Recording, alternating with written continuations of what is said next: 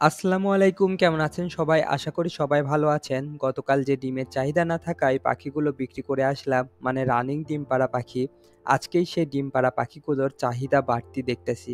গতকাল বিক্রি হবে কি না হবে তাই ভেবে অল্প পাখি নিয়ে গেছিলাম হাজিরহাটে।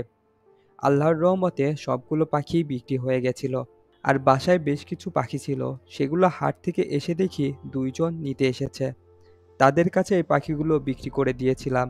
আজকেও ২ জন এসেছিল পাখি নিতে, কিন্তু না থাকার কারণে ফিরিয়ে দিতে হয়েছে।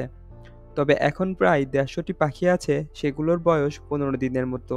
ডিমে আসতে ১ মাসের মতো সময় লাগবে। তাই তাদের বলে দিলাম ১ মাস পরে নিতে। কারণ এই ছোট বাচ্চা নিয়ে গেলে পরিচর্যা করতে পারবে না, বরং পাখিগুলো নষ্ট করে ফেলবে। এর থেকে বড় বিষয় ১৫ দিনের বাচ্চারা ছেলে নাকি মেয়ে এটা বোঝা যায় না। তাই তারাও বুঝতে পেরে বলল, তাহলে মাসখানেক পরে নিব। দেখা যাক মাসখানেক পরে পাখির চাহিদা কেমন থাকে। কোয়েল পাখির চাহিদা এই আছে আবার এই নেই বললেই চলে।